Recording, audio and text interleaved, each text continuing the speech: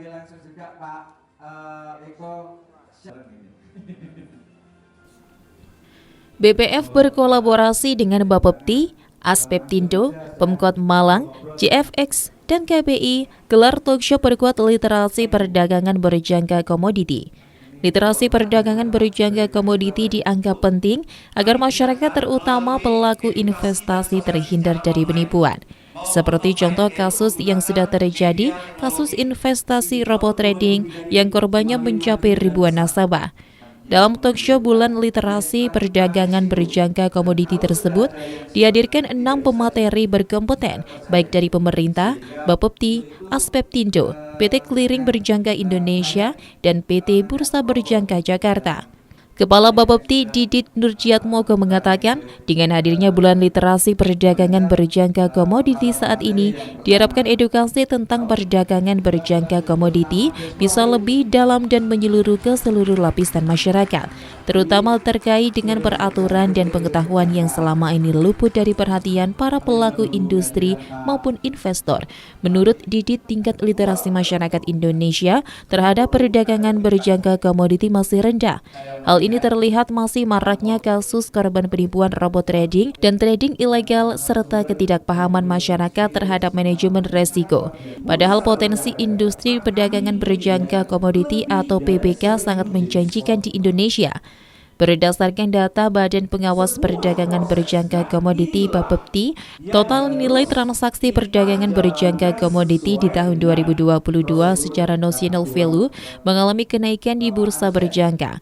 Bapepti melakukan pengawasan terhadap transaksi senilai 53.249,7 triliun rupiah dengan rata-rata transaksi setiap bulannya sebesar 4.437,5 triliun. Total nilai transaksi pada tahun 2022 meningkat sebesar 116,7% dibandingkan dengan tahun 2021 sebesar 24.569,3 triliun rupiah dan volume transaksi sebesar 14,4 juta lot. Jumlah nasabah perdagangan berjangka komoditi yang aktif bertransaksi pada 2022 sebanyak 82.246.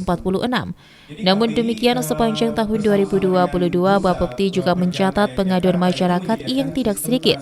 Sebagian besar pengaduan tersebut disebabkan adanya investasi ilegal seperti robot trading dan masih terdapat pelaku usaha yang tidak taat terhadap peraturan. Sementara itu, Ketua Umum Aspeptindo Udi Margo Utomo mengatakan dukungannya terhadap upaya Bapepti dan Kementerian Perdagangan RI untuk mendorong tingkat literasi perdagangan berjangka komoditi di masyarakat. Udi berharap bulan literasi perdagangan berjangka komoditi bisa menjadi landasan bagi teman-teman pialang berjangka untuk membuat program-program edukasi dan literasi yang konsisten dan menarik lagi ke depannya.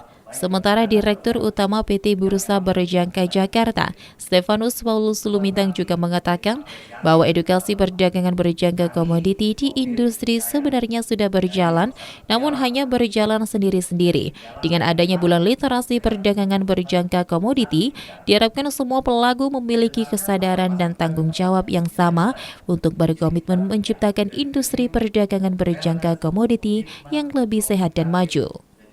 Akan selalu menyuarakan akan hal-hal positif dan bagaimana menjadi nasabah yang cerdas, bagaimana juga menjadi nasabah yang fair, bagaimana menjadi pialang juga yang fair. Tentunya di sini adalah sebuah fairness yang harus terbentuk hingga terciptanya sebuah trust di masyarakat untuk mengakselerasikan pertumbuhan perdagangan berjangka di Indonesia yang saya tidak mengatakan ketinggalan, tapi masih berpotensi lebih besar lagi. Progresnya gimana, Pak? Sangat baik. Progres pertumbuhan nasabah terkait dengan literasi seperti apa mungkin? Pertumbuhan sangat baik. Iya. Pertumbuhan sangat baik, tapi kami belum mengukur dampak positif selama bulan literasi ini. Karena bulan literasi ini masih berjalan, kemungkinan akan terjadi penutupan besok hari di Jakarta. Ya, ini nanti setelah ini kami akan mencoba hitung dampak positifnya seperti apa. Pimpinan Cabang BPF Malang Andri mengatakan dalam kegiatan talk show hari ini selain membagikan pengetahuan terhadap perdagangan berjangka komoditi, juga menekankan pentingnya keamanan bertransaksi. Langkah BPF Malang yang dilakukan selama ini adalah mewajibkan bahwa setiap nasabah diedukasi oleh wakil pialang berjangka profesional dan berpengalaman, serta menekankan adanya resiko transaksi.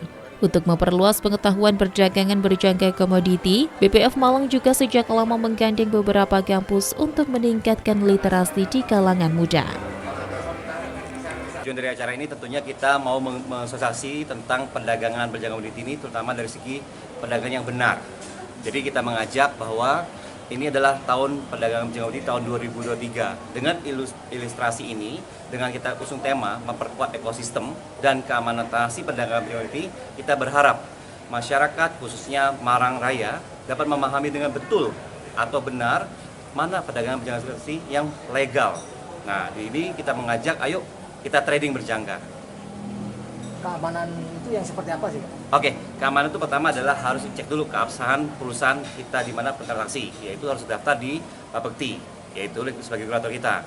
Yang kedua, harus cek juga profesi atau izin dari orang yang menawarkan, yaitu kita terjemahkan wakil pialang berjangka atau WPB di situ. Terus literasi kepada masyarakat apa kira-kira?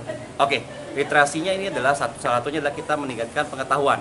Salah satunya adalah bagaimana transaksi yang aman, bagaimana melakukan transaksi di perusahaan pialang yang legal, gitu. Terus yang ketiga adalah terutama produk-produknya.